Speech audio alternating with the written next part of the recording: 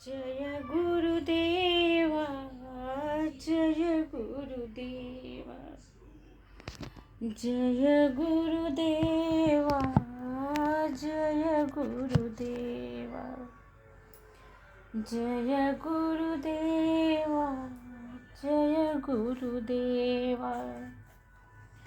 गुरु ब्रह्मा गुरु विष्णु गुरुर्देवो महेश्वरः, गुरु साक्षात् परब्रह्म तस्मै श्री गुरुवे नमः। मेरे चैनल पर आपका स्वागत और अभिनंदन है। आप अष्टावक्र महागीता का तत्व स्वरूप ज्ञान के बारे में सुन रहे हैं। अष्टावक्र महर्षि ने राजर्षि जनक को क्या उपदेश दिए और उन्होंने कैसे अपने को उन्होंने साक्षात्कार किया। निर्ममो निरहंकारो न किंचिदति निश्चितः, अंतर्गलित समुर्वांशः कुर्वन्नपि न लिप्यते। निर्ममो निरहंकारो न किंचिदिति निश्चितः, अंतर्गलित सर्वांशः कुर्वन्नपि न लिप्यते। जिसने निश्चय कर लिया कि वह केवल विशुद्ध बोध रूपी आत्मा है और सब आशाओं को अपने अंतःकरण से विलुप्त कर दिया है, वह पूर्ण रूप से मोह मुक्त अहंकार विहीन होकर कर्मरत होते हुए भी उनमें लिप्त नहीं होता, उनमें लिप्त नहीं होता। बेचना है तब तक निर्माण नहीं होते जब तक विध्वंस नहीं होता, तब तक निर्माण नहीं होते जब तक कि विध्वंस नहीं होता। यह पंक्ति प्राचीनता से नूतनता की ओर, नवीनता की ओर ले जाती है। यह परम सत्य है कि आवश्यकता आविष्कार की जननी है। नवीन का आधार प्राचीन ही होता है, अतीत पर ही वर्तमान है और वर्तमान पर भविष्य है। महर्षि गुरुदेव अष्टावक्र इस सूत्र को जानते हैं। वे यह भी जानते हैं कि निर्माण लक्ष्य के अनुसार होता है। लक्ष्य निर्धारित हुआ तभी निर्माण संभव हो सकेगा। जिसने लक्ष्य नहीं बनाया वह निर्माण भी नहीं कर सकता। शास्त्रों में लक्ष्य को पुरुषार्थ कहा गया है। महर्षि ने लक्ष्य बना लिया, निर्धारित कर लिया कि शिष्य को पूर्ण बोध कराना है, और यही लक्ष्य शिष्य भी निर्धारण कर चुका है कि मुझे आत्मबोध करना है। अब तो कुछ शंका ही नहीं है ना। निर्माण की सहज प्रक्रिया शुरू न हो जाए पर गुरुदेव इसमें प्रयास को स्थान ही नहीं देते, ताकि फिर वो द्वैत में घुस जाए आत्मा, उसको वो स्थान वो नहीं देते हैं। गुरु जी कर्म करने के लिए कहते हैं, पर वह कर्म किसी इच्छा की पूर्ति के लिए न हो। महर्षि कर्म से पलायन करना नहीं बताते। वे शरीर से सहज संपादित कर्मों को स्वाभाविक कर्म बताकर होने देने को कहते हैं। इनमें प्रयास नहीं करना होता, वो स्वतः हो जाता है। जब प्रयास नहीं तो कोई कष्ट नहीं। सहज कर्म करणीय है। महर्षि इसका ही समर्थन करते हैं। प्रयासहीनता में विचार भी नहीं होते। जब हम प्रयास ही नहीं करेंगे तो उसमें विचार भी नहीं होंगे। अतः विचार मुक्त हो जाना भी लक्ष्य की ओर बढ़ना है। महर्षि विचारों का त्याग करने को कह रहे हैं। निर्विचार होते ही प्रयास मुक्त हो जाना है। प्रयास वृत्ति है। जब तक वृत्ति रहेगी तब तक ये संसार रहेगा। वृत्ति रहती है प्रवृत्ति में भी और निवृत्ति में भी। वृत्ति दोनों जगह रहती है, प्रवृत्ति और निवृत्ति दोनों में। महर्षि दोनों से मुक्त हो जाने का परामर्श दे रहे हैं। न ग्रहण करो और न त्याग करो, यह द्वंद्व है। इसमें उलझो मत, यह टेंशन का कारण है। इसमें निराशा ही मिलनी है, इसलिए इसमें उलझने के लिए गुरुदेव मना करते हैं। जीवन को सहज बनाने की दिशा में यह संवाद श्रृंखला अद्भुत है। राग द्वेष, सुख दुख से मुक्ति, लोक परलोक से विरक्ति, संसार में रहकर इन सभी विषयों से मुक्त ही वास्तविक मुक्ति है। महर्षि अष्टावक्र गुरुदेव जी अर्थ संसार मुक्ति का अर्थ संसार त्याग कर वन प्रांतर में जाने को नहीं कहते, नहीं लगाते। यह विरक्ति नहीं है। अगर हम वन प्रांतर में चले जाएंगे तो वह विरक्ति नहीं है और आसक्ति ही है, क्योंकि वहाँ भी रह करके मुझे सबकी याद आनी है। इसलिए यहीं रह करके अपने को आत्मबोध का ज्ञान कराओ। मैं कौन हूँ, कहाँ से आया हूँ और मुझे मुक्ति कैसे मिलेगी। मुक्ति क्या है? अपितु किसी अन्य विषय में आसक्ति का मार्ग है। मुक्ति की इच्छा से विरक्त होना भी वास्तव में संसार से मोह है, क्योंकि इसमें इच्छा है। गुरुदेव जी ने इच्छा का त्याग करने को बताया है। गुरुदेव कहते हैं, दृष्टा ही नहीं समदृष्टा बनो, सुखदेव की भांति समदृष्टा।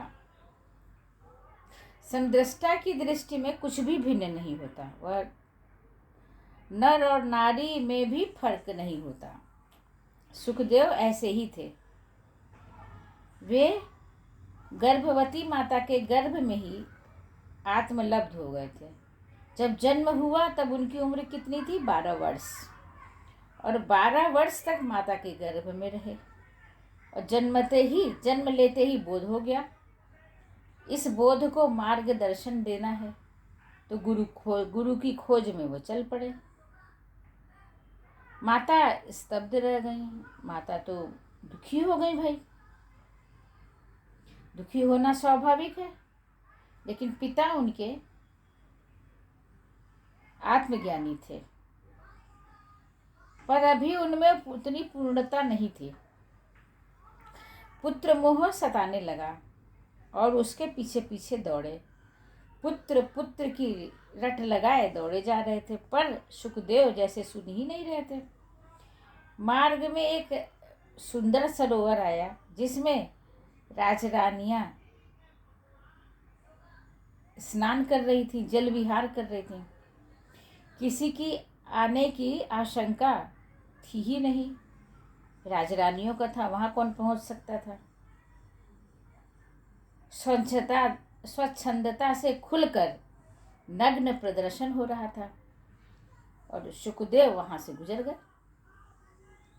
पर किसी ने स्वयं को छुपाया नहीं। सुखदेव भी निर्विकार निकल गए, किसी भी प्रकार के भाव से मुक्त। पिता भी कुछ क्षण के पश्चात उधर से आए तो सभी स्त्रियां हाहाकार करके इधर उधर अपनी नग्नता को छुपाने का प्रयास करने लगी। मुनिवर ने अपने नेत्र बंद कर लिए, पर कौतूहलता शेष थी। एक जो देखने की थी नग्न शरीर को, वो कौतूहल वो बाकी था। उन्होंने क्वेश्चन किया, हे माताओं, यह कैसा भेद?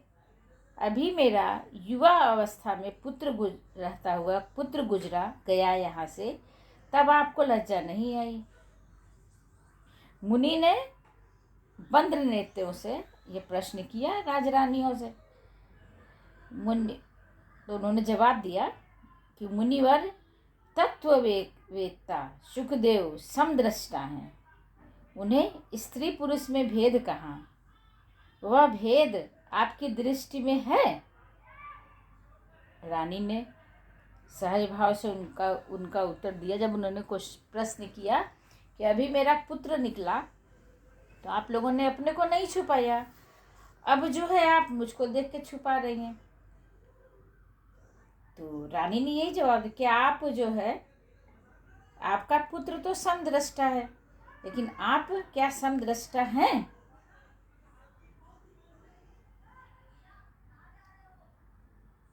ऐसा समदृष्टा बनाना चाहते हैं गुरुवर, हमको ऐसा समदृष्टा बनाना चाहते हैं जो भेद रहित हो। इसी उद्देश्य को लेकर उन्होंने जनक को विस्मरण करने का निर्देश दिया, रीत जानने को, खाली हो जाने को कहा। अब यह सब जानने के बाद कुछ भी जानने की इच्छा नहीं रह जाती। धीरे इसी माध्यम से गुरुदेव अपने शिष्य जनक को पूर्णता की तरफ, आत्मबोध पूर्णता की तरफ धीरे धीरे वो ले जा रहे हैं।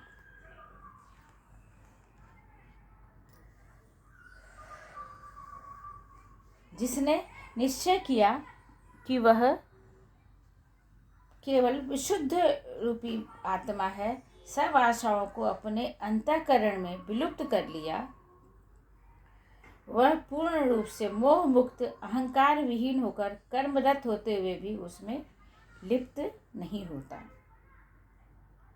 कर्मशीलता एक ऐसा गुण है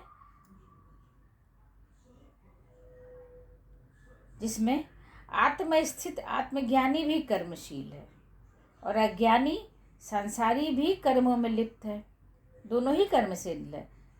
मतलब हम संसारी को और आत्मबोध हुए को दो अकर्मण्य को नहीं कह सकते हैं, दोनों ही कर्मशील हैं।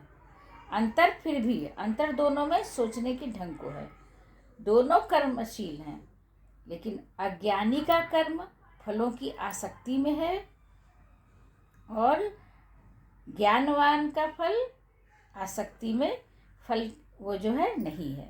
क्योंकि जो अज्ञानी कर्म करता है उसका फल पाने की चेष्टा, वो फल की इच्छा से ग्रस्त होकर पागलों जैसा व्यवहार करता है और आकंठ गले तक डूब कर भी छल प्रपंच से वो बाज नहीं आता। तृप्ति के लिए भटकता है पर कभी तृप्त नहीं होता। उसका श्रम क्षमता से अधिक होता है और फल की इच्छा असीमित होती है। थोड़े किए में ज़्यादा प्राप्त का लोभ उसे उद्विग्न रखता है और जब अपेक्षित फल नहीं पाता तो विषाद से भर जाता है और उसकी नई नई कामनाएं सामने आती हैं। लेकिन गुरुदेव हमारे कहते हैं कि जिसने आत्मदर्शन कर लिया वह स्वयं को विशुद्ध बोध रूप में जानकर सभी आशाओं से किनारा कर लेता है। मोह का उसमें अंश भी नहीं रहता। अहंकार उसके लिए अपरिचित है। अब वह कर्मरत होकर भी उनमें निर्लिप्त नहीं होता है। वह कर्म को की अभिन्नता से परिचित है, पर वह कर्मयोगी नहीं है। वह कर्मयोगी नहीं है। इसी के साथ ही विराम लेती हूँ। आप सभी बड़ों को प्रणाम और छोटों को मेरा नमस्कार है। अगर आपने सब्सक्राइब नहीं किया है तो आप इसको सब्सक्राइब कर लें और मेरे शुरू से जो एक एक श्लोक के अर्थ चल रहे हैं, एक एक श्लोक का अर्थ मैं आप लोग को बता रही हूँ, आप उसको सुन सकें, समझ सकें। प्रणाम।